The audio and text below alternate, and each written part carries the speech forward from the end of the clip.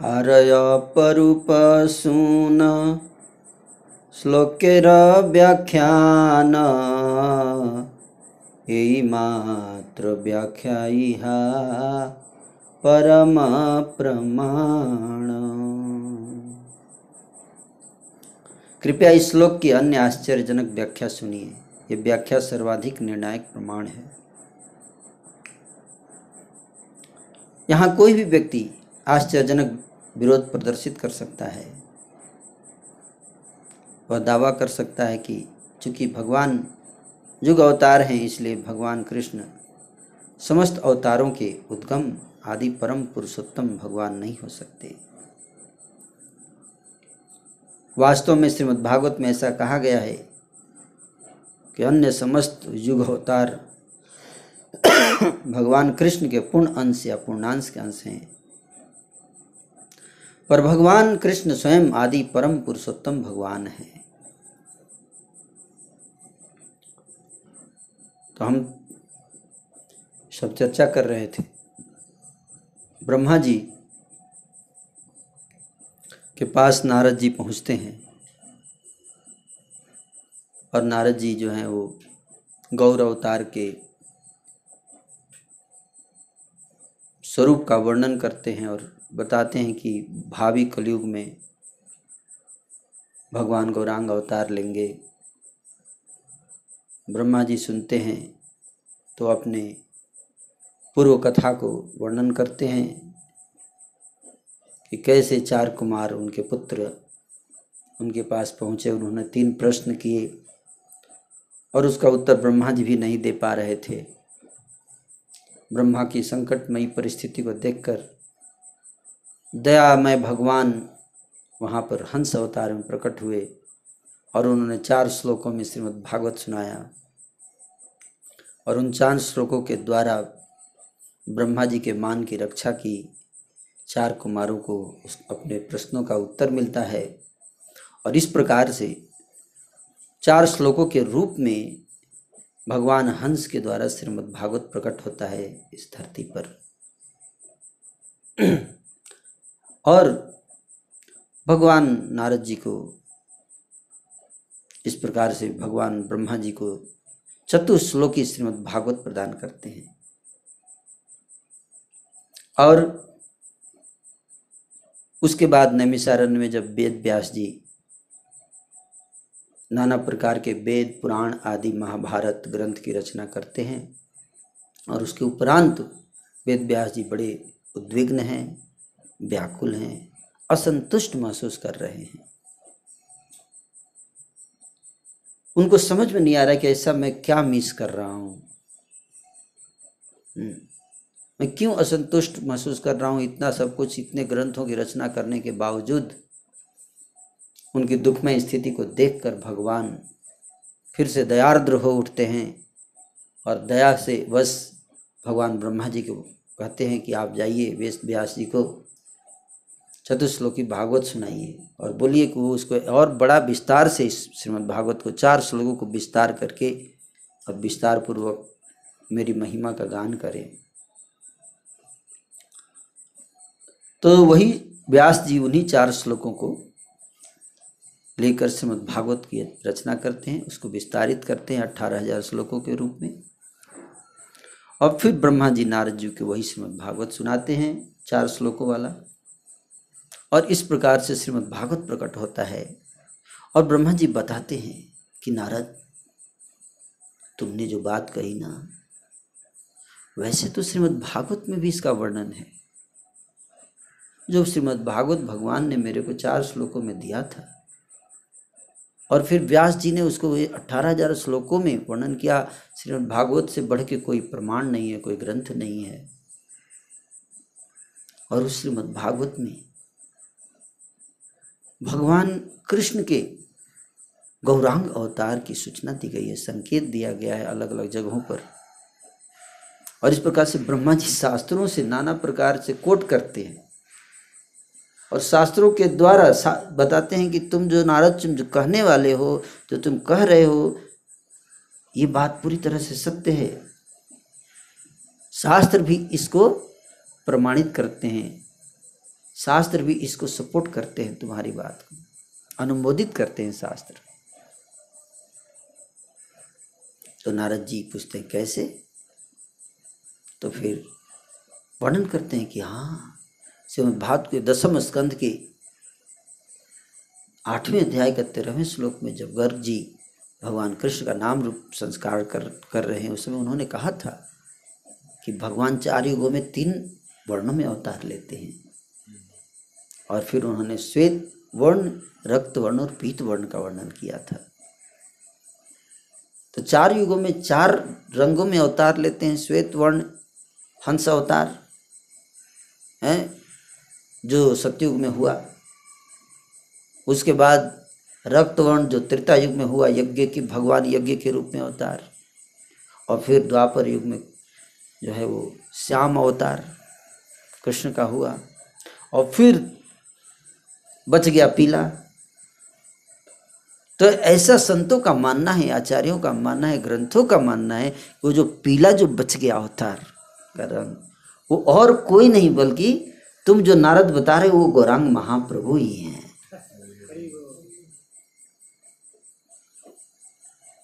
और इस प्रकार से ब्रह्मा जी जो हैं वो श्रीमद् भागवत के अलग अलग निमिक और नवयोगेंद्र संवाद और गर्ग मुनि के जो नामकरण संस्कार के समय जो वाणी थी उसको कोट करते हुए कहते हैं, और कहते कि ये सारे श्लोक जो हैं वो गौरांग महाप्रभु की तरफ ही इंगित करते हैं। उनका संकेत सारे श्लोकों का गौरांग महाप्रभु की तरफ ही, हालांकि डायरेक्ट नाम नहीं ले रहे, डायरेक्ट वर्णन नहीं कर रहे हैं। और ये भी कहते हैं नारद जी, आगे अभी बताएंगे। तो प्रश्न उठता है कि भगवान जो हैं वो कृष्ण जो हैं वो युग अवतार हैं या पूर्ण अवतार हैं? क्योंकि यहाँ एक प्रश्न उठता है कि अगर भगवान कृष्ण युग अवतार हैं और युग अवतार हैं तो फिर पूर्ण अवतार कैसे? है ना, कि युग अवतार जो है भगवान का एक पूर्ण अंश अवतार होता है, लेकिन भगवान कृष्ण को हमने ये भी सुना है कि वो तो अवतारी हैं, अवतार नहीं है। तो कहना कि वो युग अवतार हैं और फिर बोलना कि वो अवतारी हैं, तो ये दोनों में विरोधाभास है। इसको कैसे समझें? तो अब उसका उत्तर यहाँ पर दिया जाएगा कि भगवान कैसे युग अवतार हैं कृष्ण, लेकिन अवतारी भी हैं, सारे अवतारों के स्रोत अवतारी। तो उसका वर्णन कर रहे हैं, कहते हैं कि वर्तमान युग द्वापर में अभी भगवान काले रंग में प्रकट हुए हैं। इस प्रकार से 4 युगों में भगवान के अवतारों की गर्ग मुनि द्वारा की गई व्याख्या काल की 3 अवस्थाओं के संबंध में वर्णन करती है।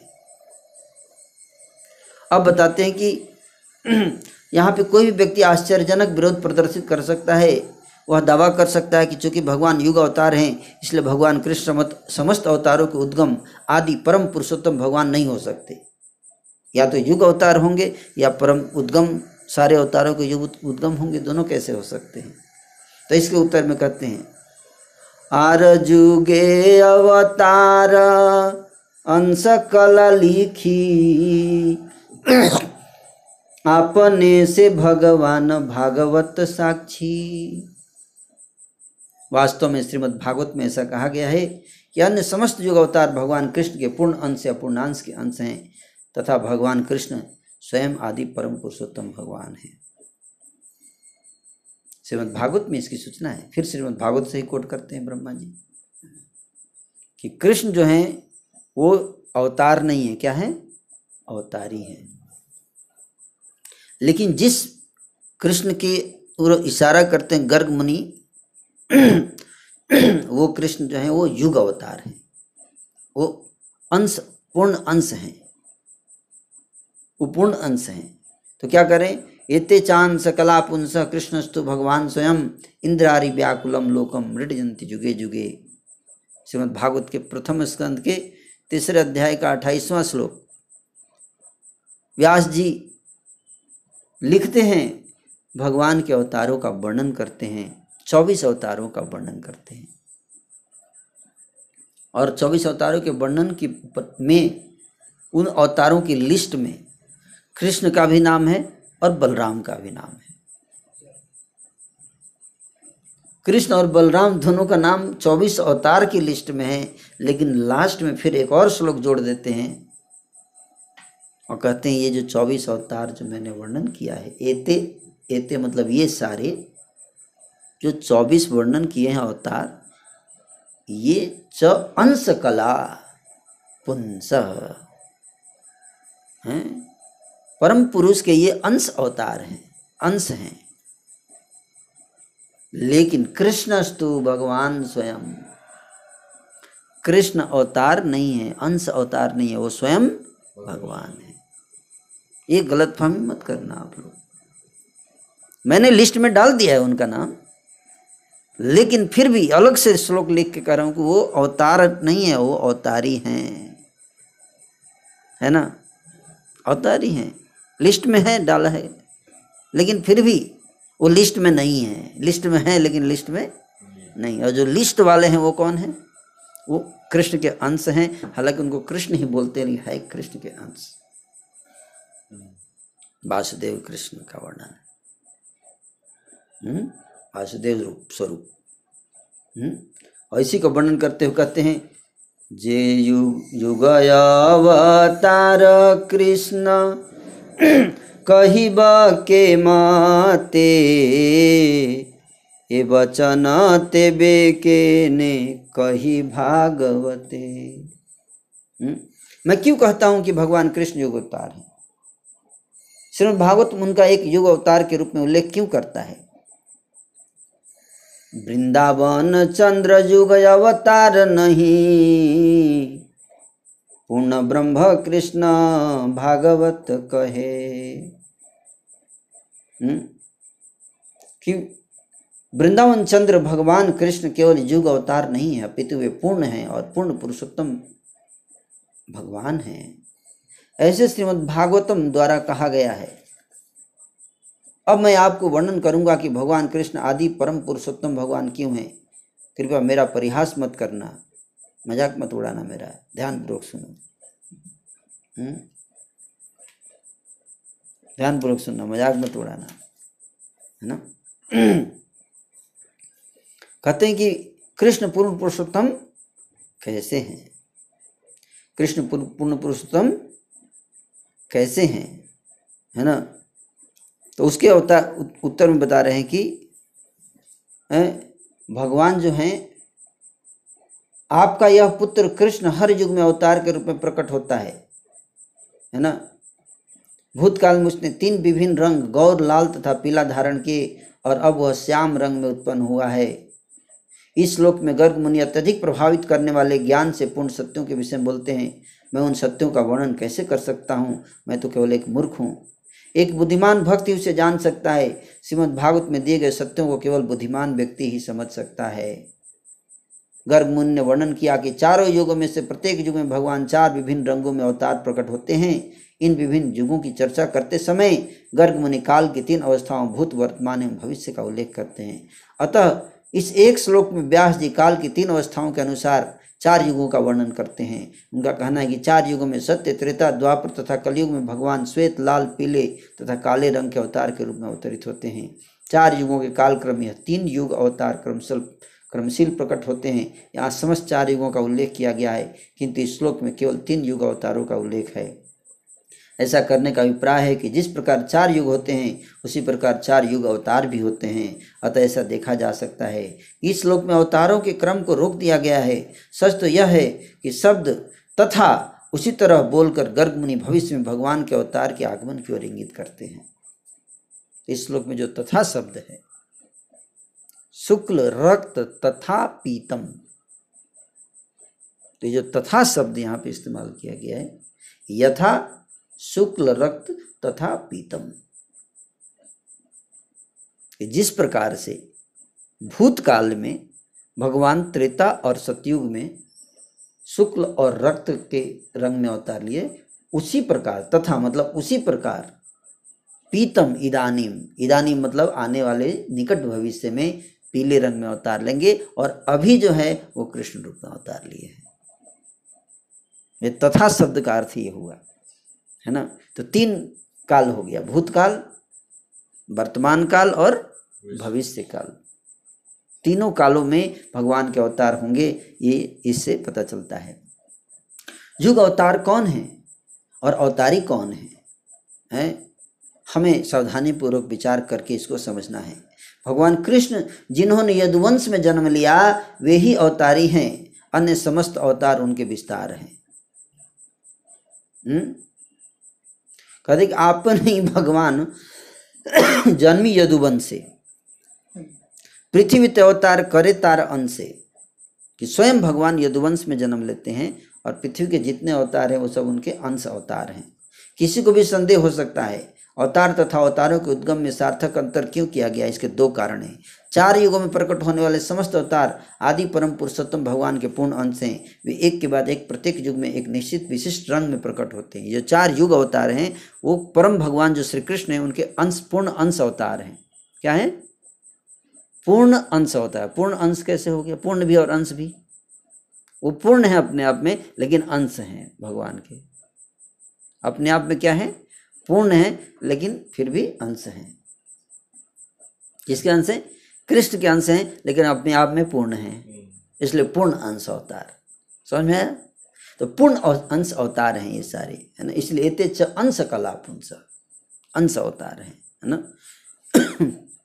उनका उद्देश्य 4 युग में जो युग अवतार होते हैं, युग अवतार, वो युग अवतार का उद्देश्य क्या होता है इसको जानना है। युग अवतार का उद्देश्य होता है धर्म की स्थापना करना और अधर्म का विनाश करना। क्या? धर्म की स्थापना, अधर्म का विनाश। इसलिए प्रत्येक युग में परम भगवान के पूर्णांश अवतार के रूप में प्रकट होते हैं। युग धर्म की स्थापना करने के लिए, अधर्म का विनाश करने के लिए युग अवतार प्रकट होता है। फिर भी द्वापर युग में भगवान हरि अपने मूल रूप में अवतरित हुए। वे समस्त अवतारों के शिरोमणि हैं, वे उन सबसे ऊपर हैं। तो द्वापर में जो भगवान कृष्ण प्रकट हुए वो एक युग अवतार हैं, लेकिन साथ ही साथ मूल रूप में क्या है? परम भगवान है। गर्ग मुनि के शब्दों का अर्थ है कि सामान्यतया द्वापर युग में भगवान का अवतार कृष्ण के समान काला तथा खूबसूरत है, परंतु वह स्वयं भगवान कृष्ण का आदि रूप नहीं है। सामान्यतः जो अवतार होता है भगवान कृष्ण का द्वापर युग में, वो पूर्ण पुरुषोत्तम नहीं आते हैं। सामान्यतः कौन आते हैं? पूर्ण अंश आते हैं, है ना। लेकिन सामान्य तौर पे, लेकिन इस बार जो भगवान का अवतार हुआ वो कौन थे? पूर्ण पुरुषोत्तम है। पूर्ण अंश नहीं, पूर्ण पुरुषोत्तम। सामान्य तौर पर द्वापर युग में अवतार भगवान कृष्ण के समान काला है और उस अवतार का नाम कृष्ण है, किंतु वह कृष्ण का केवल एक अंश है। अब कृपया इस विषय के सर्वाधिक महत्वपूर्ण अंश सुनिए। जब भगवान कृष्ण द्वापर युग में स्वयं व्यक्तिगत रूप में अवतरित हुए, तब उसके पश्चात आने वाले कलयुग में भगवान गौरचंद्र ने अपना प्राकट्य किया। ब्रह्मा जी के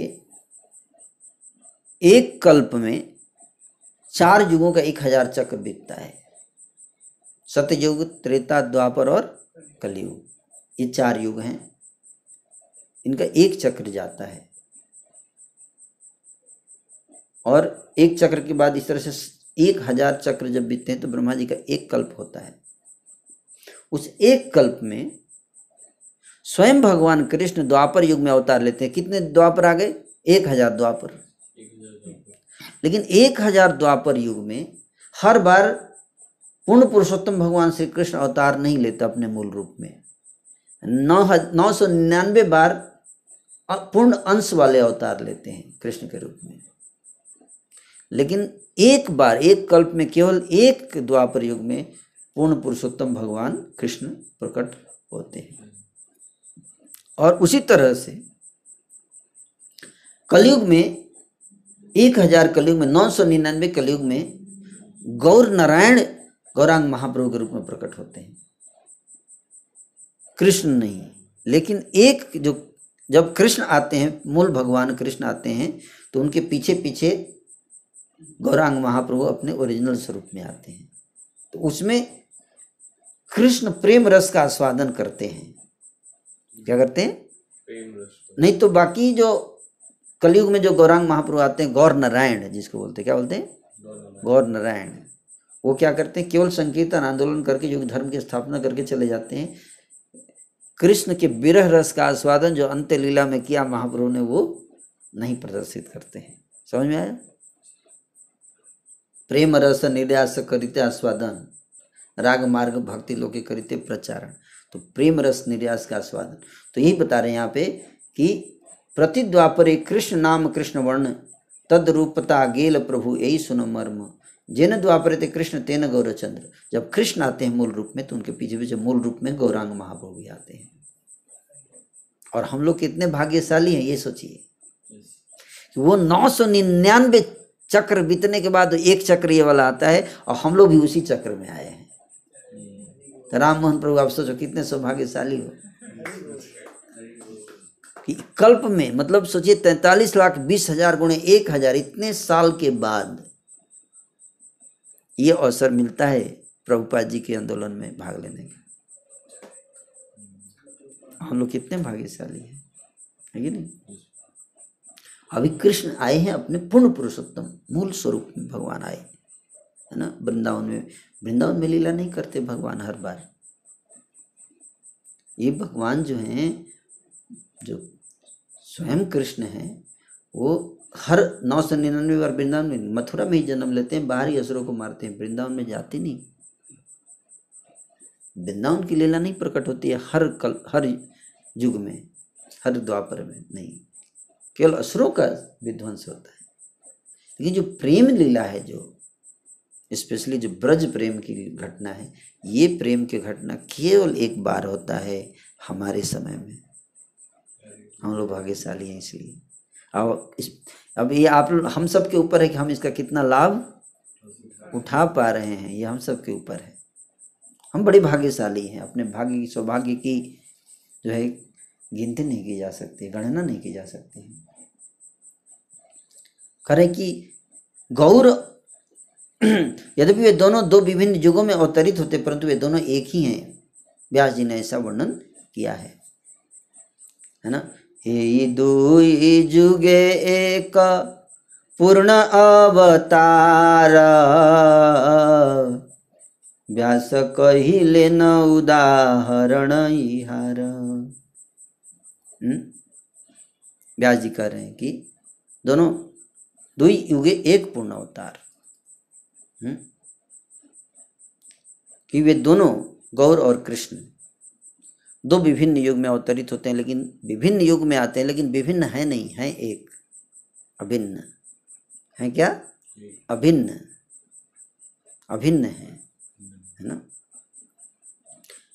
तमाराध्य तथा संभे ग्रहीष्यामि वरम सदा, द्वापरादौ जुगे भूत्वा कलया मानुषादिषु, स्वागमयि कल्पितैस्त्वञ्च जनान् मद् विमुखान् कुरु, मां च गोपय जेन स्यात् सृष्टिरेषोत्तरोत्तरा।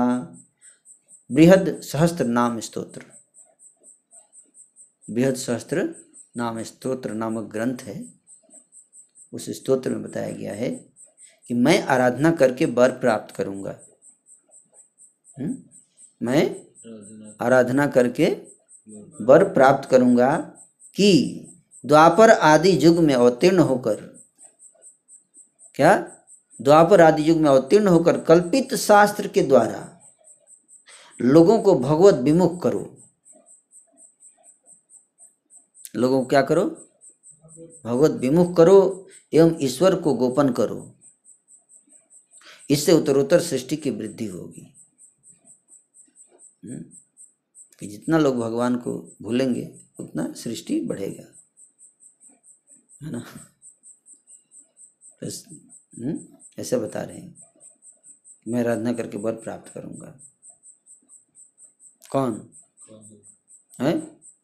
कौन बताइए? भगवान शिव, वही तो मायावाद शास्त्र दिए ना, है विमुख किया भगवान से, हैं क्या किया? विमुख किया। क्या कारण था? ताकि ईश्वर को जितना हम छुपा के रखेंगे उतना सृष्टि क्या होगा? बड़ी वृद्धि होगी सृष्टि की। वृद्धि के बाद नष्ट भी होगा, है ना, और फिर प्रचार भी होगा, है कि नहीं।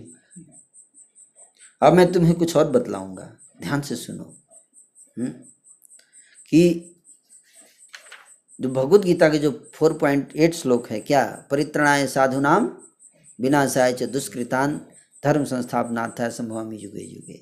इसमें जो युगे युगे शब्द क्यों लिखा गया है? एक बार भी युगे लिख सकते थे, है ना। युगे युगे का मतलब क्या है? इसका कहते हैं ये युगे युगे मतलब एक युगे जो है द्वापर वाला है, दूसरा युगे कलयुग वाला है।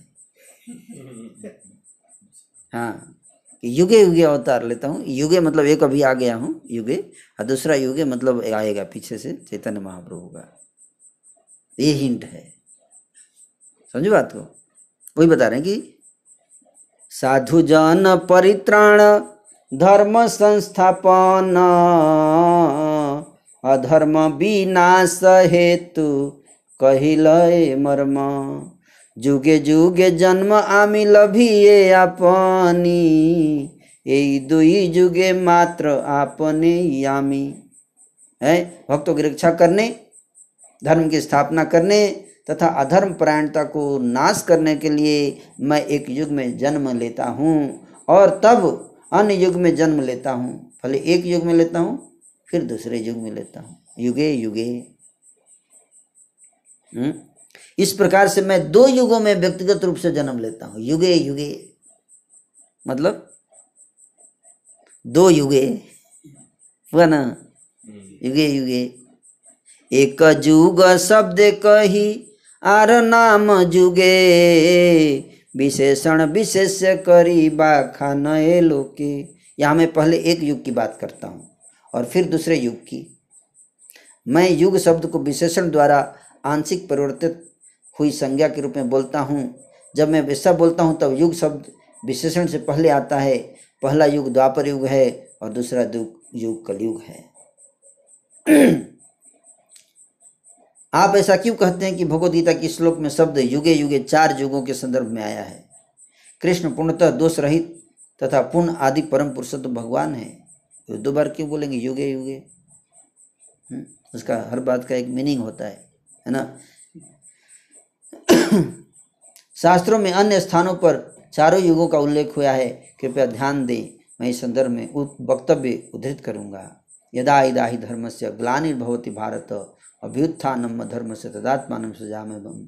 हे भारतवंशी, जब भी और जहाँ भी धर्म का पतन होता है और धर्म की प्रधानता होने लगती है तब तब मैं अवतार लेता हूँ। किसी भी समय तथा किसी भी युग में जब धर्म का विनाश होने लगता है तथा अधर्म बढ़ने लगता है उस समय मैं जन्म लेता हूँ। उस समय मैं स्वयं को प्रकट करता हूँ। इस प्रकार से अपने पूर्ण अंश को प्रकट करके मैं प्रत्येक युग में अवतरित होता हूँ। अब मैं आपको एक बात बतलाऊंगा, कृपया मेरे शब्दों को ध्यान से सुनिए। मैं लोचन दास इसका वर्णन करूंगा, कृपया मेरे शब्दों का निरादर मत करना। यहाँ पर परम भगवान कहते हैं, मैं भगवान कृष्ण कलयुग में भगवान गौर के रूप में जन्म लूंगा। इसका अर्थ ये हुआ क्या? मैं भगवान कृष्ण कलयुग में भगवान गौर के रूप में जन्म लूंगा। पहले बोल दिया, निरादर मत कीजिएगा मेरी बात का, नहीं तो आपको नुकसान होगा। इस विषय से संबंधित यदि आपके मन में कोई भी संशय हो भैया तो कृपया उसका पूर्ण रूप से अंत कर दीजिए। अगर संशय है कि पता नहीं गौर कृष्ण है कि नहीं है तो अब टाइम है, खत्म कर दीजिए संशय को। है आर अपरूप सुन कली जुग मर्मा आश्रय निस्तारे लोक संकीर्तन धर्म। कृपया कलयुग का आश्चर्यजनक गोपनीय सत्य सुनिए। कुछ सीक्रेट, कलयुग का क्या है? सीक्रेट ट्रूथ, कुछ टॉप सीक्रेट अब बताने वाले। ध्यान से सुनिएगा, बहुत इसको सुन लिया अगर आपने, इसको समझ लिया आपने तो आपके सारे दुखों का अंत हो जाएगा। इस बात को ध्यान से सुनिएगा, इसलिए बहुत कुछ रहस्य बताने वाले हैं, है ना। कह रहे हैं कि रहस्य सुनिए। क्या रहस्य कह रहे हैं? कृपया कलयुग का एक आश्चर्यजनक गोपनीय मर्म सुनिए। मर्म मतलब गोपनीय सत्य सुनिए, गोपनीय सूचना। जो गोपनीय है बताया नहीं जाता है, लेकिन कुछ खास लोगों को बताया जाता है, कभी कभी बताया जाता है जब चैतन्य मंगल का क्लास होता है। और ये प्रवचन भी सब लोग नहीं सुन सकते।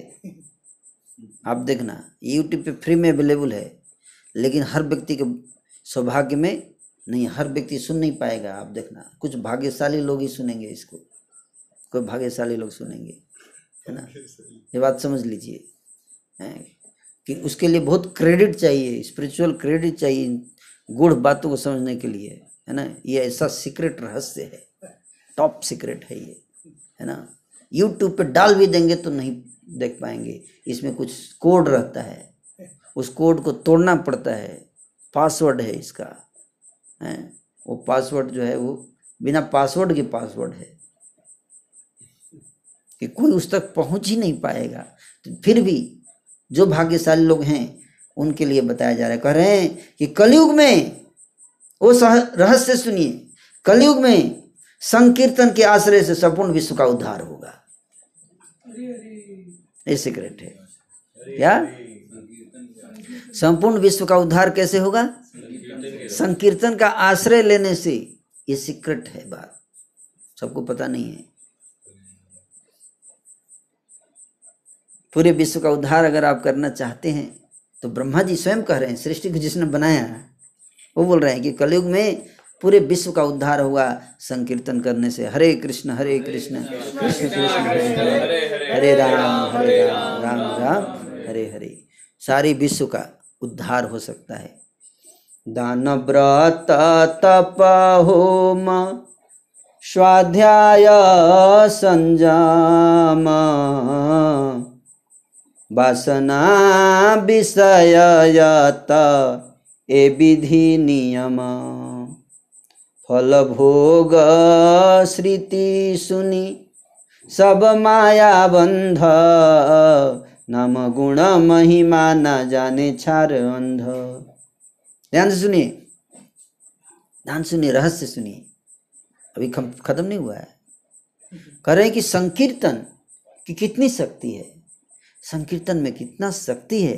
कानमोहन प्रभु ये सुनिएगा ध्यान से, हैं? आपके प्रीचिंग का सीक्रेट है यहाँ।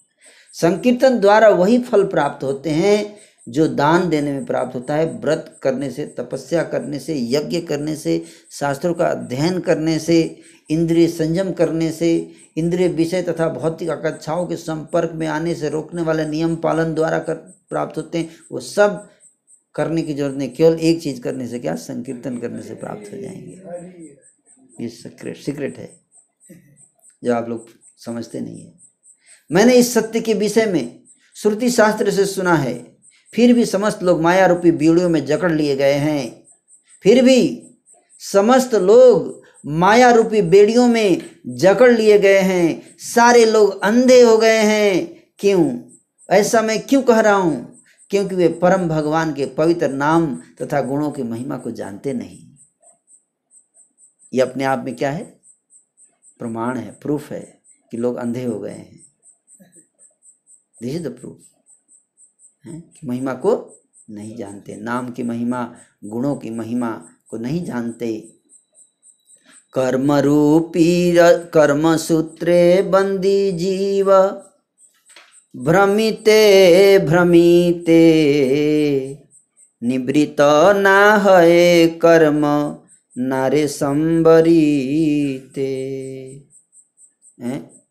कर्म रूपी रस्सी द्वारा बंधी हुई, कर्म रूपी रस्सी द्वारा बंधी हुई तथा एक स्थान से दूसरे स्थान पर विचरण करती हुई बद्ध जीवात्माएं न तो वैराग्य में संलग्न होंगी और न ही धर्मपरायण कार्य करेंगी। कलयुग में सृष्टि के संहार के समय उनको बांधने वाली कर्म रूपी रस्सियां कट जाती हैं। जब कर्म रूपी रस्सियां कट जाती हैं तभी केवल वे भगवान कृष्ण के विषय में पूछ सकती हैं। कर्म की रस्सी कटनी चाहिए, तब कृष्ण के बारे में जानने की इच्छा आएगी। वो भी आसान इच्छा न जानने की। हे न गुण संकीर्तन कलिजुग धर्मा, हे न गुण संकीर्तन कलिजुग धर्मा, हे न गुण संकीर्तन कलिजुग धर्मा, हे न गुण संकीर्तन कलिजुग धर्मा। घोर पापमय बले न जानिया मर्मा।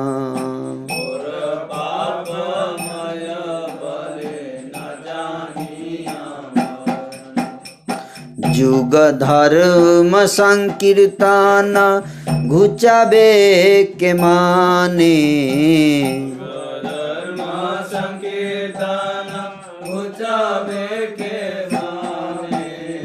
के बा धर्म संस्थापन करे प्रभु बीने।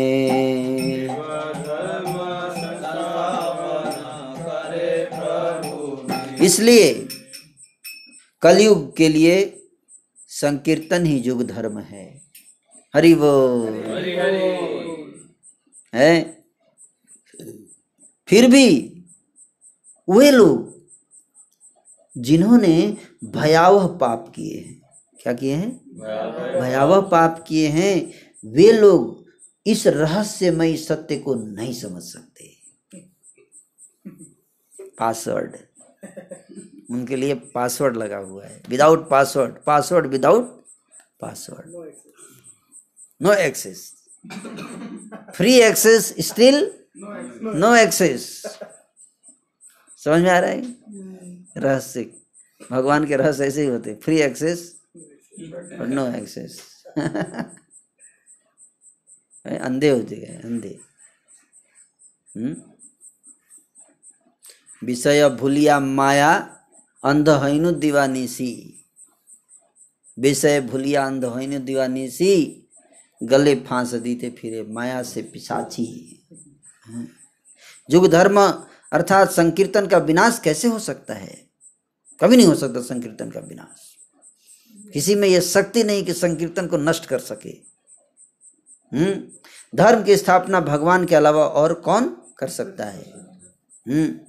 भगवत गीता में परम भगवान प्रतिज्ञा करते हैं कि वे इस जगत में अवतरित होंगे और धर्म की रक्षा करेंगे। भक्तों का उद्धार करने, दुष्टों का विनाश करने तथा धर्म की फिर से स्थापना करने के लिए मैं हर युग में प्रकट होता हूँ। भक्तों की रक्षा करने, अधर्म का नाश करने तथा धर्म की स्थापना करने के लिए मैं प्रत्येक युग में प्रकट होता हूँ। कलयुग में संकीर्तन ही युग धर्म है।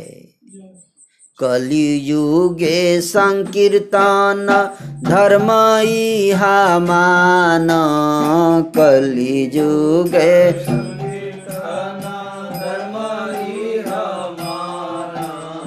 कलि गौरा अवतार कभू नहीं आना।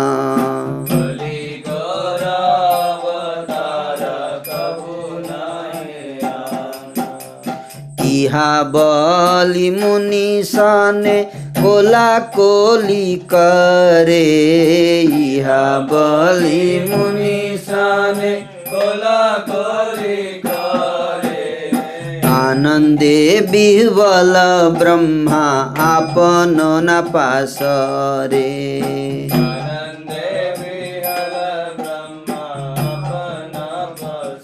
ब्रह्मा जी कहते हैं कलयुग में संकीर्तन ही युग धर्म है। हे नारद, इसे स्वीकार करो, इसे स्वीकार करो, स्वीकार करो।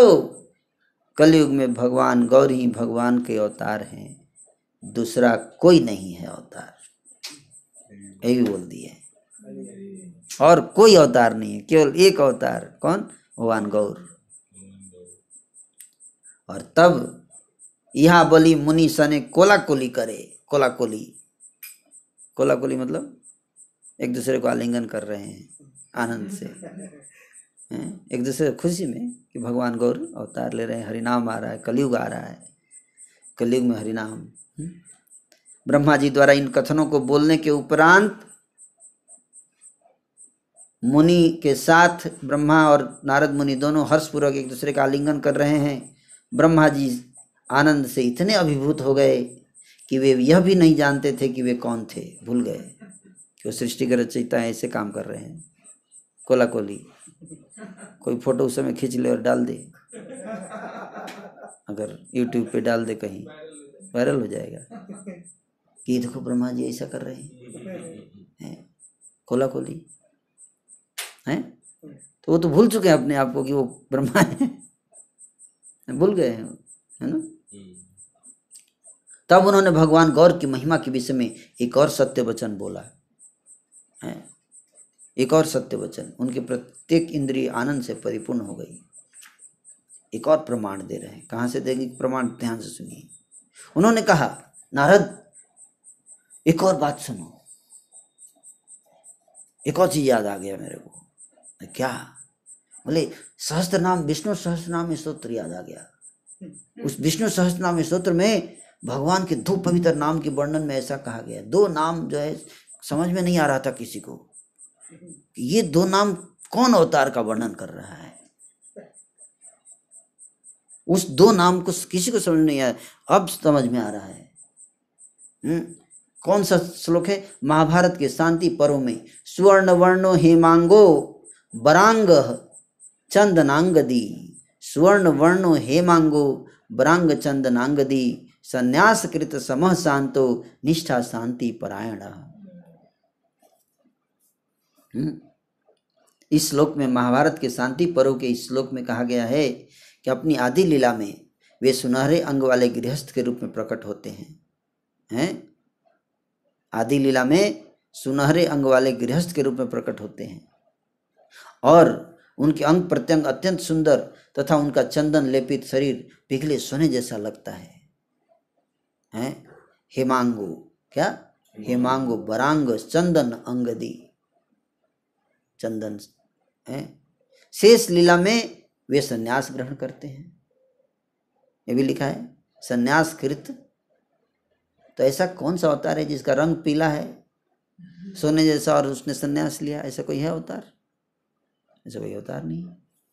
और कह रहे हैं कि शेष लीला में संन्यास ग्रहण करते हैं। वे समभाव वाले शांत रहते हैं। वे शांति तथा भक्ति के सर्वोच्च धाम हैं, क्योंकि वे निर्विशेषवादी भक्तों को चुप करा देते हैं। भगवान गौर का शरीर स्वर्ण के समान कांतिपूर्ण है। वे संन्यास ग्रहण करते हैं तथा वे अत्यंत दयालु हैं, कृप हैं। तो ये श्लोक भी भविष्य पुराण महाभारत के शांति पर्व का ये श्लोक भी किसकी तरफ इशारा करता है? श्री चैतन्य महाप्रभु के अवतार का, है ना। ये सब श्लोक याद करने का। फिर एक और बता रहे, एक और चीज याद आ गया। नारद, कृपया भविष्य पुराण के निम्नलिखित कथनों का श्रवण करो, जिसमें भगवान 3 बार व्रत लेते हैं कि वे कलयुग में जन्म लेंगे। भविष्य पुराण में भविष्य में जन्म लेंगे, ऐसा लिखा गया है। 3 बार, एक बार नहीं, कितना? 3 बार। अजायध्वम जायध्वम जायध्वम न संशयः, अजायध्वम जायध्वम जायध्वम न संशयः, कलौ संकीर्तन आरंभे भविष्यामि शचीसुतः। भविष्य पुराण में बोल रहे हैं। क्या? श्री कृष्ण बोले। कौन बोले? भगवान श्री कृष्ण कहते हैं भविष्य पुराण में कि हे देवताओं, भक्त रूप धारण कर पृथ्वी में अवतीर्ण हो जाओ। तुम लोग भी जाओ, भक्त बन जाओ। नाथ, द्वारकानाथ, सोमनीनाथ, सब कान्हा मोहन, सब देवताओं जाओ, भक्त बन जाओ कलयुग में। है कलयुग में संकीर्तन आरंभ करने के लिए मैं सचित होकर जन्म ग्रहण करूंगा। ब्रह्मा जी बता रहे हैं। क्या? ध्यान से पुराण पढ़े है ना। कृपया कुछ अन्य आश्चर्यजनक व्याख्या ध्यान पूर्वक सुनो। नारद, कृपया सतर्क हृदय सहित कलयुग में युग धर्म के रहस्य को समझने का प्रयास करो। पापमय कलिजुगे बोले सर्व जाने, पापमय कलिजुग बोले सर्व जाने, अधर्मा प्रकट धर्म क्षीण आचरणे,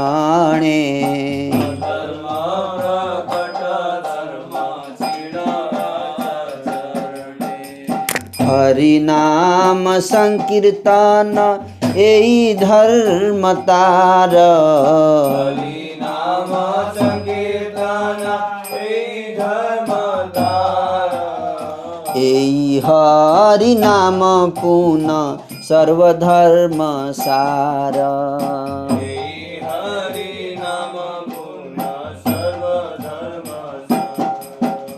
दान व्रत तप होम यज्ञ जप फल।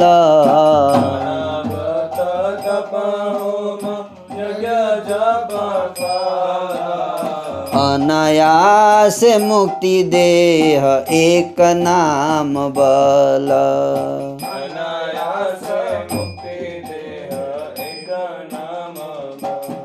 हर व्यक्ति कह रहा है, हर व्यक्ति कह रहा है कि कलयुग पापमय है,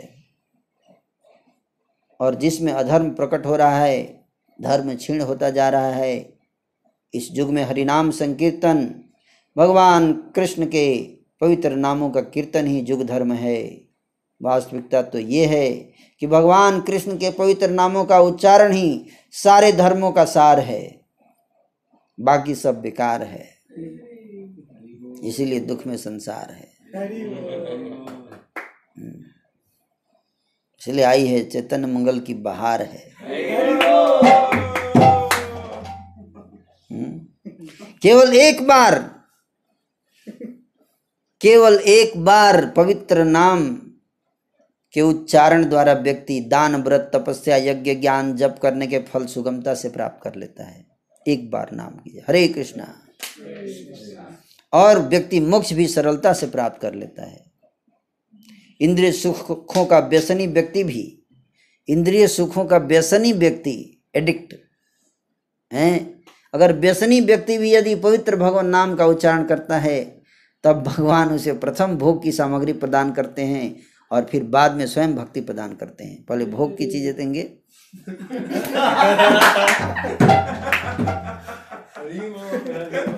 और बाद में उसको उससे विरक्त करके फिर भक्ति प्रदान करेंगे। भोग की वस्तु भी देंगे। हाँ,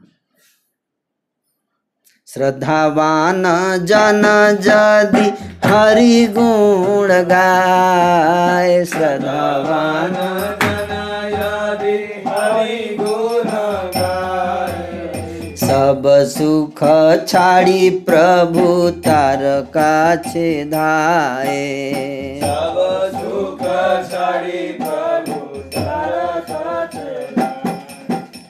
एन कृष्णेर नाम गुण संकीर्तन।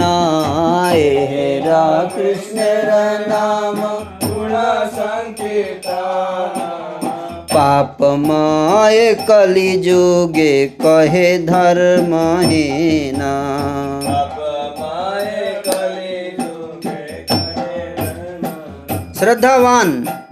श्रद्धावान व्यक्ति यदि भगवान कृष्ण की महिमा का उच्चारण करता है, तो सच्चा और निष्ठावान व्यक्ति समस्त भौतिक सुखों को ठुकरा देगा और भगवान कृष्ण के पास दौड़ कर जाएगा।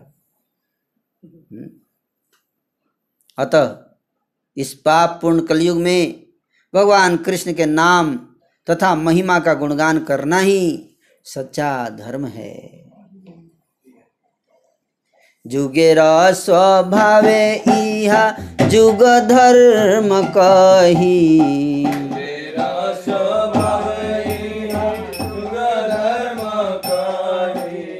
पापमय कलि जुग पर धर्म एहि।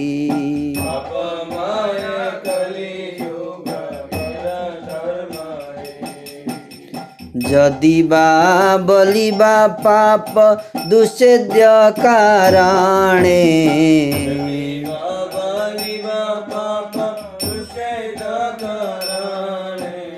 प्रकाशील महाखड्ग नाम संकीर्तने।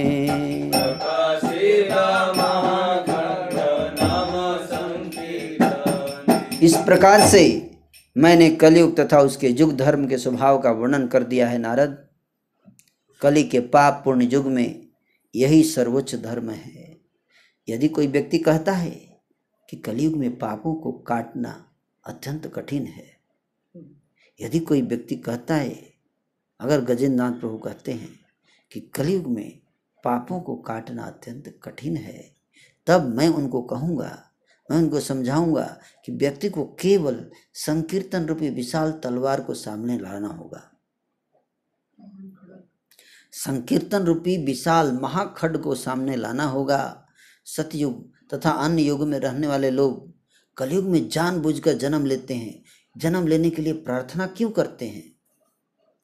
सत्य जाति प्रजा के ने कली जन्म मांगे, सत्य आदि प्रजा के ने कली जन्म मांगे। हरि नाम परायण लोक हवे कलियुगे।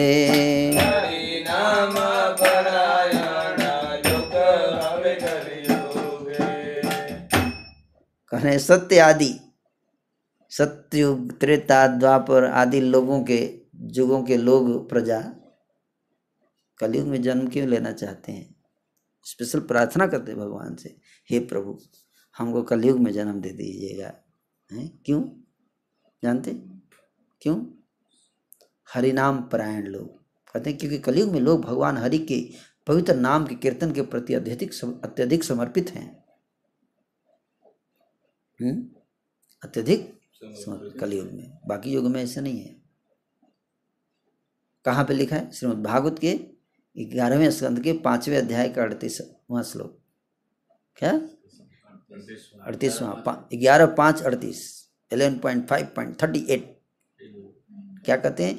कृतादिषु प्रजा राजन कलावीक्षन्ति संभवम् कलौ खलु भविष्यन्ति नारायण परायण।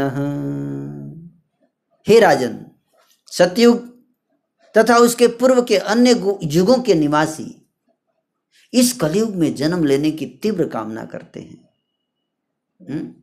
क्यों? क्योंकि इस युग में भगवान नारायण के अनेक भक्त होंगे।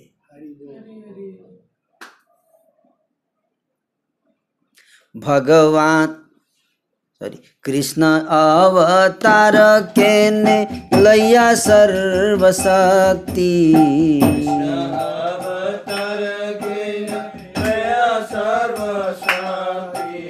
पापा सये जने नाही देई प्रेम भक्ति।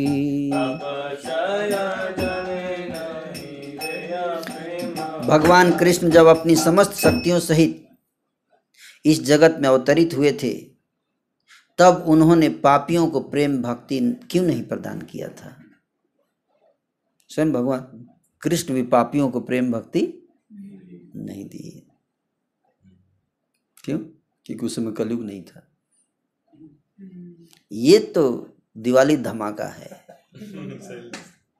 ये कलयुग धमाका है। ये ऑफर केवल कलयुग के हम सब लोगों के लिए ही है, कलयुग धमाका है ना। कह रहे हैं कि प्रेम भक्ति क्यों नहीं दिए थे? कृपया मुझे बताएं कि किस युग में कौन सा ऐसा अवतार इतना उदार और दयालु होगा? कौन है ऐसा इतना दयालु जो पापियों को कृष्ण प्रेम दे? कौन होगा इतना दयालु जो उन बद्ध आत्माओं को भी आध्यात्मिक प्रेम प्रदान करेगा जो भक्ति में संलग्न होना ही नहीं चाहते? उनको भी पकड़ पकड़ के देगा। ऐसा अवतार कौन है दयालु? पापनाश हेतु आछे धर्म कर्म तीर्थ की जानह धर्मशील पाए है न अर्थ। धर्म पुण्य कर्म तथा तीर्थ स्थान पापों को नष्ट कर देते हैं। क्या तुम उनके समान किसी वस्तु के विषय में जानते हो? कुछ महात्मा जन जानते हैं कि समस्त युगों में कलयुग सर्वश्रेष्ठ है। समस्त युगों में कलयुग सर्वश्रेष्ठ है वैजनाथ प्रभु। क्यों? क्योंकि इसमें संकीर्तन धर्म है। कलयुग में अन्य कोई धर्म नहीं है, सब बेकार धर्म। रिजेक्ट ऑल धर्म, ओनली धर्म इज संकीर्तन धर्म। इस प्रकार से ब्रह्मा जी बोले और इन शब्दों को सुनकर नारद जी ने अपनी बीड़ा बजाई। टन टन टन टन टन टन। ये हमारी बीड़ा बज ही नहीं रही बीड़ा। वीणा बज नहीं रहा है। स्ट्राइकर चाहिए होता है। नहीं, वो टच कर रहा है ना नीचे, नीचे इसलिए नहीं बज रहा है ना। तो ये नारद जी की वीणा देखिए आज हमने रखा है यहाँ। जब तक नारद जी रहेंगे तब तक वीणा बजती रहेगी। बज नहीं पा रही है ये, लेकिन नारद जी की वीणा से थोड़ा अलग है ना।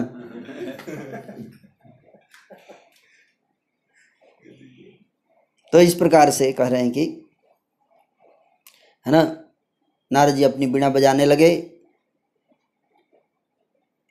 एहे नायामृत ब्रह्मा नारद संभाष,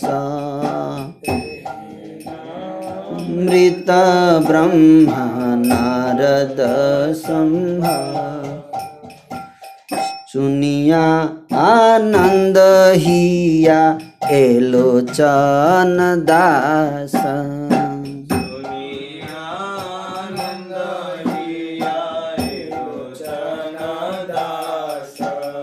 ब्रह्मा जी और नारद जी की यह अमृत वार्ता लोचन दास ठाकुर आनंद में हृदय से वर्णन कर रहे हैं। नारद कहे ब्रह्मा की कही बुआरा, नारद कहे ब्रह्मा की कही बुआरा, जे किछु कहिला हृदय अमार।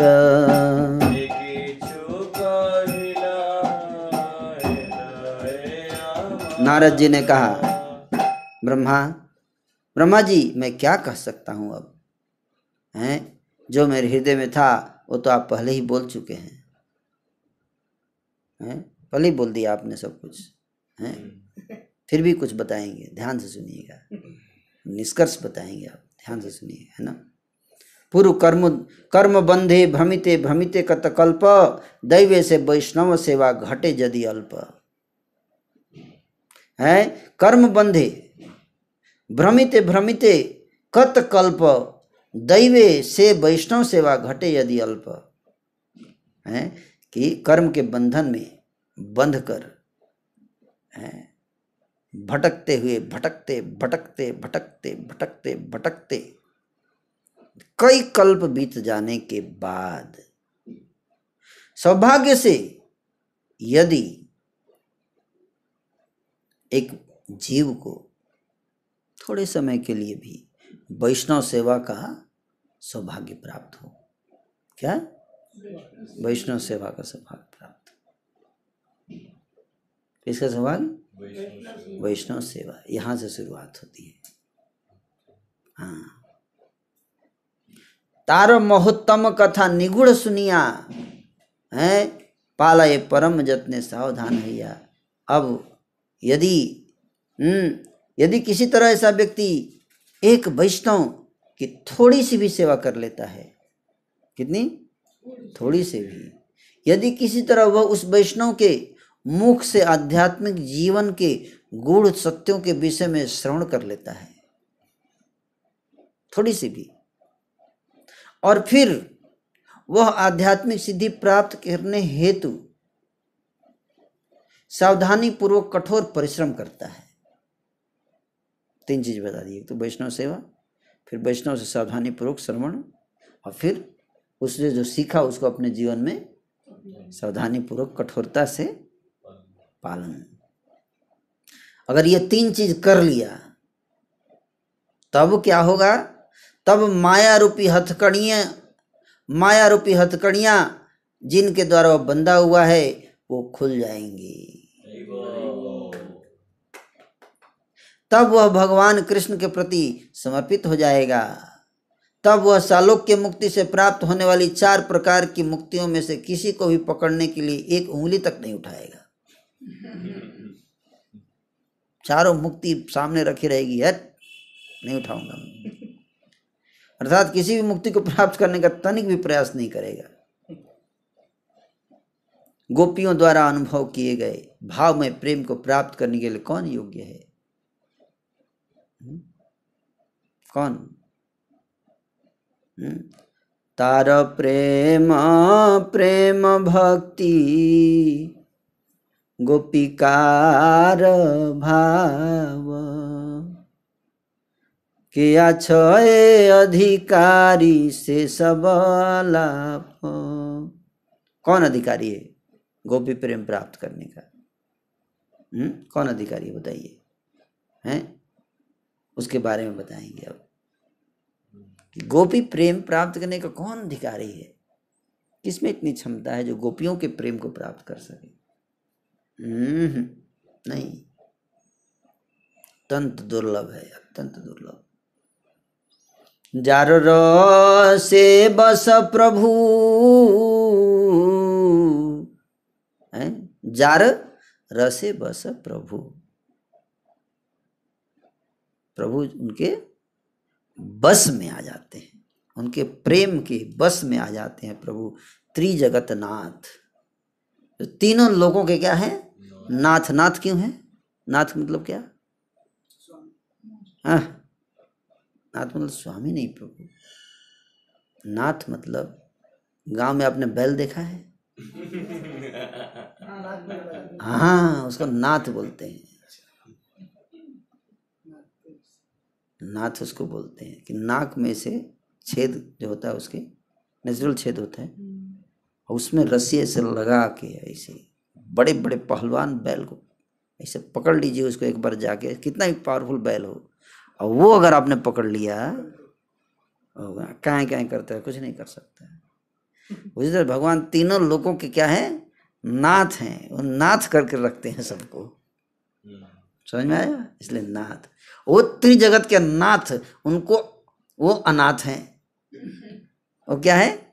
अनाथ हैं। उनको सनाथ कौन बनाती है? गोपियां। समझ में आया? कंट्रोल में रहती। क्या कैरेक्टर है, सोचिए, क्या पर्सनालिटी है जो सारे संसार को घुमाता है। वो व्यक्ति भी जिसको कोई नहीं घुमा सकता है, गोपियां घुमाती हैं। ऐसा क्या है? कौन उस पोजीशन पद को प्राप्त कर सकती है? भगवान को पकड़ ले, भगवान को बेच सकती हैं, बिक जाएंगे भगवान जब चाहे तब। मार्केट में जैसे बोलते हैं बेच दिया है, क्या बेच दे।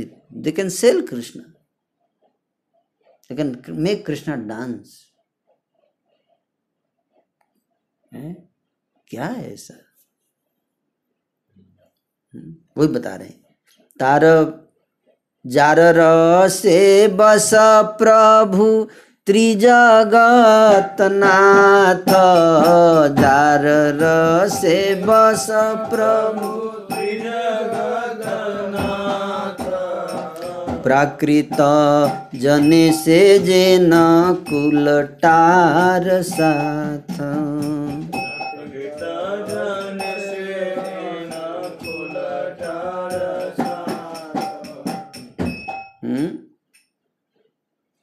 त्रिभुवन नाथ को अपने बस में करके घुमाती है पीछे। मतलब घूमते हैं, उनका प्रेम इतना खींचता है भगवान को, देखने में बिल्कुल कुल्टा जैसा लगेगा। कुल्टा से कुल्टा स्त्री होती है, कुल्टा स्त्री, प्राकृत जन जैसे कुल्टा स्त्री के पीछे भागते हैं। कहते ना प्राकृत निर्लज, निर्लज व्यक्ति भाग रहा है, भगवान वैसे भागते हैं सब कुछ छोड़ छाड़ के। इतना क्या है, ऐसा आकर्षण है। उसको समझना क्या है ऐसा। गोपिकार प्रेम कथा के कहिते जाने। गोपिकाओं के प्रेम की कथा को कौन वर्णन कर सकता है? कौन वर्णन कर सकता है? गुलमलता जन्म उद्धव मागे जार गुणे। उन्होंने उनकी इतनी अधिक प्रशंसा की है, कि उद्धव जी ने लता पता बन जाने के लिए प्रार्थना की। आशा महो चरण रेणु जुषाम हम श्याम वृंदावने किमपि गुल्मलतौषधीनाम या दुष्टजम स्वजन मार्यम पथम च हित्वा भेजु मुकुंद पदवीम श्रुति भी विमृग्याम। वृंदावन की गोपियों ने अपने पति पुत्र तथा अन्य परिवार वालों का त्याग कर दिया है, जिनको त्याग पाना अत्यंत कठिन होता है। उन्होंने मुकुंद कृष्ण के चरण कमलों की शरण पाने के लिए सतित्व मार्ग का भी परित्याग कर दिया, जिसे वैदिक ज्ञान द्वारा खोजा जाता है। ओह, मैं वृंदावन की इन झाड़ियों लताओं तथा जड़ी बूटियों में से कोई एक भी होने का सौभाग्य प्राप्त करूं, क्योंकि गोपियां उन्हें अपने चरणों से रौंदती हैं और अपने चरण कमलों की धूल से उन्हें आशीर्वाद देती हैं। और उद्धव जी महाज्ञानी क्या बनना चाहते हैं? लता पता हैं? कहाँ पे? ब्रज में। गोपियां चलेंगी तो उसके चरणों की धूल पड़ेगी तो आशीर्वाद मिलेगा, तो वो भी उस प्रेम को प्राप्त कर पाएंगे। तो प्रश्न क्या था? हैं कि ये कृष्ण प्रेम जो दुर्लभ है कैसे मिलता है? था ना? क्या कौन अधिकारी है? यही था ना प्रश्न। तो उद्धव जी तो केवल लालसा कर रहे हैं, मिला नहीं, लेकिन उनको कलयुग में आना पड़ेगा। इस्कॉन में समझ में आ रहा है क्या? जुड़ना पड़ेगा महाप्रभु के आंदोलन में। तो यहीं से वीजा और पासपोर्ट बनता है उसका, है ना? समझ में आ रहा है? ए प्रभुर चरण ब्रह्मा महेश ध्याय, चरण ब्रह्मा महेश ध्याय, जोगींद्र मुनींद्र खुजी उदेश न पाय,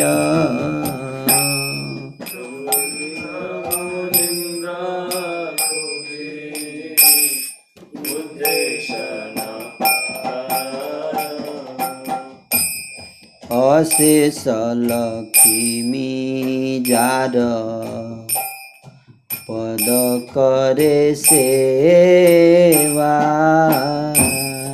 अशेष लक्ष्मी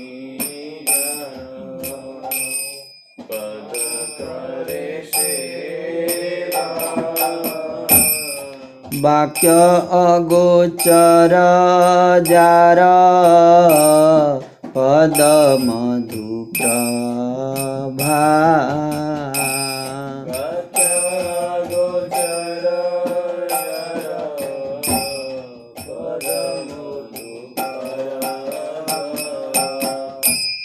चारि वेद जहार महत्व नित्य गाए,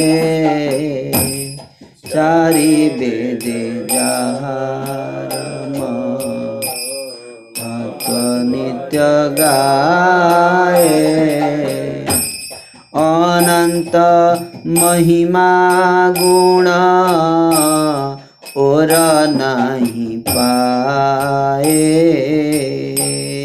अनंत महिमा गुण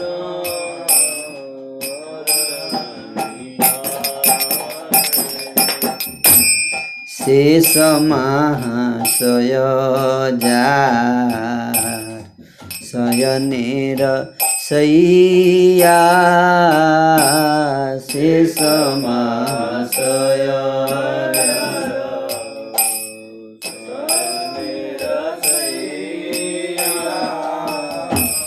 हे न प्रभु करे गोपी कार परिचर्या,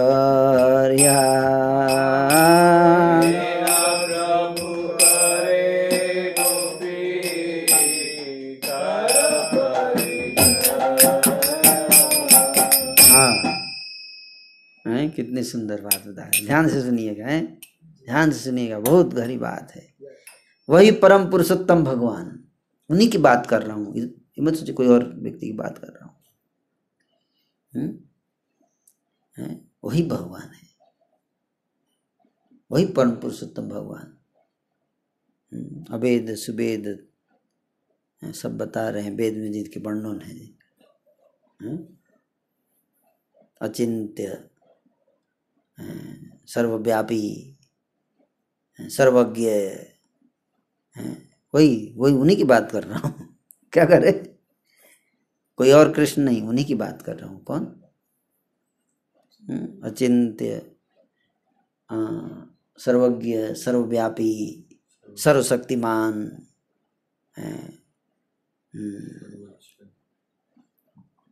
ओम नमो भगवते वासुदेवाय, जन्माद्यस्य तुन्यातितरश्चार्थेषु विज्ञस्वराट, उन्हीं की बात कर रहा हूँ जो सारी सृष्टि के उद्गम है, सब कुछ जिनसे निकलता है, उन्हीं की बात कर रहा हूँ। वो भगवान, अच्छा उन्हीं की बात, उनकी बात हो रही है। हाँ, उन्हीं की बात हो रही है। उनके चरण कमलों का ब्रह्मा जी एवं शिव जी ध्यान करते हैं।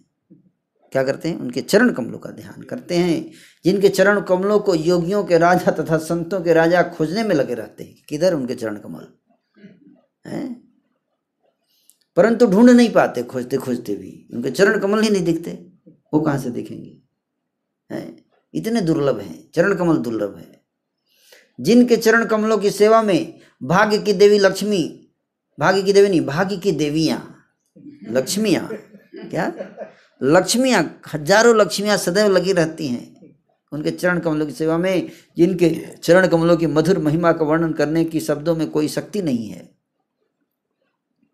जिनके यश एवं महिमा के चारों वेद सदैव गुणगान करते रहते हैं। जिनके असीम महिमा का कोई अंत नहीं है, जो अनंत हैं, वो अनंत हैं, वो अनंत शेष हैं, वो अनंत शेष से बनी सैया पर विश्राम करते हैं, अनंत शेष की बनी हुई सैया पर विश्राम करते हैं। उन्हीं की बात करते हैं, उन्हीं की बात कर रहा हूँ। अच्छा, वही उन्हीं की बात कर रहे हैं। हाँ, अच्छा, इतने बड़े व्यक्ति, हाँ इतने बड़े व्यक्ति करते क्या हैं? वही भगवान गोपियों के चरण दबाते हैं, सेवक बन गए हैं।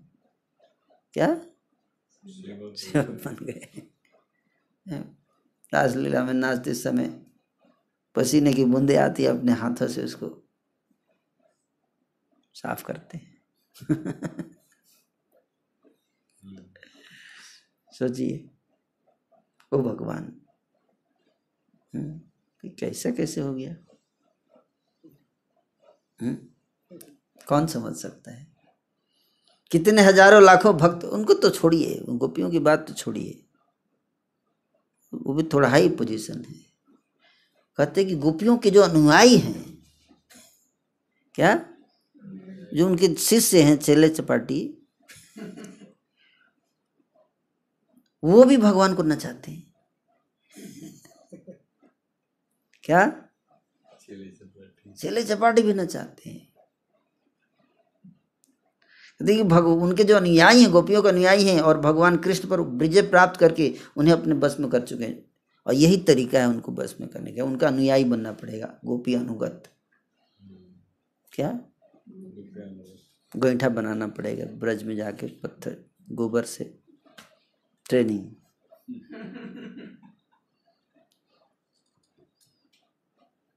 भगवान कृष्ण कौन है? वे सर्वव्यापी परम पुरुषोत्तम भगवान हैं। गोपियां कौन हैं? गोपियां वे कन्याएं हैं जो कृष्ण के प्रति गहरे प्रेम से अभिभूत हैं। कौन है? कृष्ण के प्रति गहरे प्रेम से अभिभूत हैं। वे कन्याएं जो कृष्ण से मिलने के लिए वन में भाग गई थी।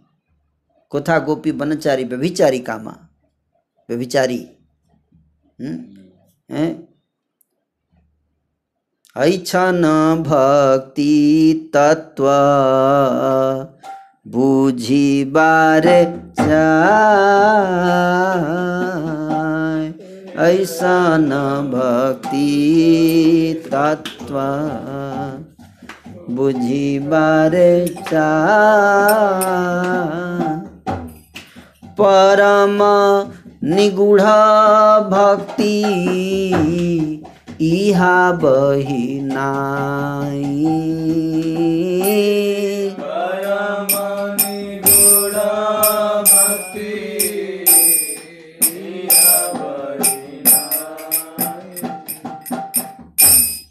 हे न भक्ति प्रचारिब कलिजुगे प्रभु, हे न भक्ति प्रचारिब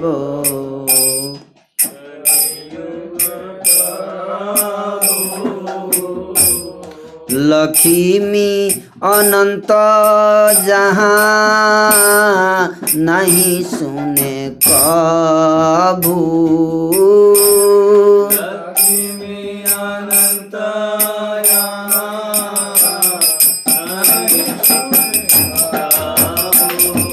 सबारे बोलह ब्रह्मा यही ब्रह्मलोके, सबारे बोलह ब्रह्मा यही ब्रह्मलोके, निज निज अंशे जन्म लह कलिजुगे, निज निज अंशे जन्म लह कलिजुगे, इहा बलि महामुनि परमौला,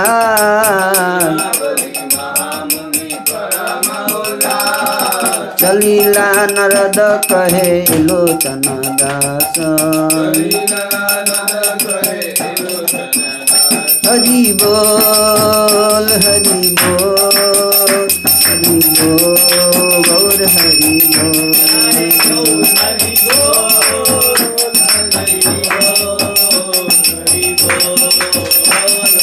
निताई गौर हरि बोल हरि बोल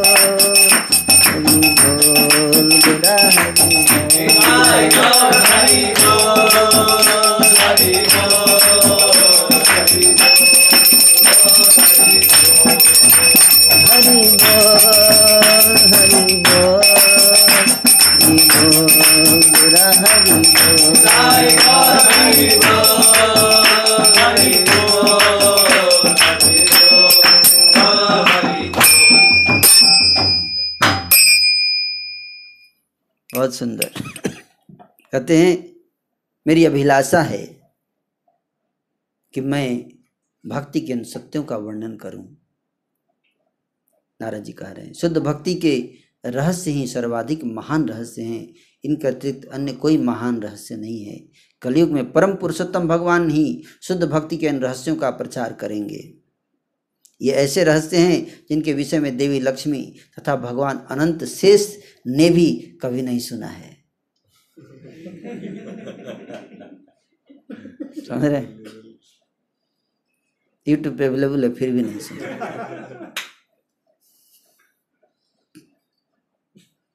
पासवर्ड बिना पासवर्ड के है। हे ब्रह्मा, नारद जी कह रहे हे ब्रह्मा जी, कृपया अपनी सभा में जाइए और अपनी सभा के प्रत्येक व्यक्ति को कलयुग में अपने अंश रूप में जन्म लेने के लिए कहिए। इन शब्दों को कहते हुए नारद जी आनंदित होकर वहां से चल दिए। लोचन दास ये कथन बोल रहे हैं। प्राण गौरा चांद नारे हये, प्राण गौरा चांद नारे हये, चलिला नारद मुनि वीणा र गर्जन सुनी। चल दिए वीणा के गर्जन सुनाते हुए, वीणा गर्जन। लहु लहु श्रवण मंगल गीत नारे, अमिया सिंचिल जेन जगत जनेर मन, त्रिभुवन आनंदे चमकित ना। जय जय हरि बोल आनंदमय कलोल, घोषणा पढ़िल तीन लोके ना। अस्त्र पारिषद संगे जनमल भिवरंगे, गौराय अवतार कलिजुगे ना। ऐछन करुणा कर देखिब नयन मोरा अमिया सिंचिबो कलेवरे ना। जय जय जगन्नाथ भकत जनेर साथ निज भक्ति करिब प्रचारे ना। नारद मुनि वहां से प्रस्थान कर गए। कहाँ से? ब्रह्मलोक से। उन्होंने अपनी बीणा बजाई, टिन टिन टिन टिन। संगीत अत्यंत मधुर व शुभ था, जो विश्व के लोगों के हृदय पर अमृत की वर्षा कर रहा था। तीनों लोकों में आश्चर्यजनक आनंद का अनुभव हो रहा था। परमानंद में डूबे हुए नारद जी ने गाया, जय जय जय हरि बोल हरि बोल। उनके ये शब्द तीनों लोकों में गूंज उठे। भगवान गौर प्रसन्नतापूर्वक अपने अस्त्र शस्त्र एवं पार्षदों सहित कलयुग में जन्म लेंगे। कृपया मुझ पर दया कीजिए, कृपया मुझ पर अपनी दृष्टि डालिए, कृपा करके मेरे शरीर पर अपने अमृत वचनों की बौछार कीजिए। जय जय जय जगन्नाथ। ब्राह्मणों के स्वामी अपने भक्तों के संग भक्ति की महिमा का प्रचार करेंगे।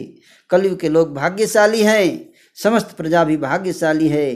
परम भगवान नदिया नामक स्थान में इस पृथ्वी पर अवतार होंगे। पुरंदर मिश्र भाग्यशाली हैं, जिनके घर में भगवान गौरांग जन्म लेंगे। ओहो, हा हा हा हा हा। भगवान गौर अपने भक्तों के संग भगवान कृष्ण की महिमा का गुणगान करेंगे। मृदंग बजाओ, शंख और करताल सब बजेंगे। 14 लोकों में भगवत प्रेम के अमृत की वर्षा होगी। भगवान गौर भगवान कृष्ण के यशोगान की महिमा का प्रचार करेंगे। और आज का क्लास यहीं पे समाप्त करेंगे। हरे कृष्णा हरे कृष्णा कृष्णा कृष्णा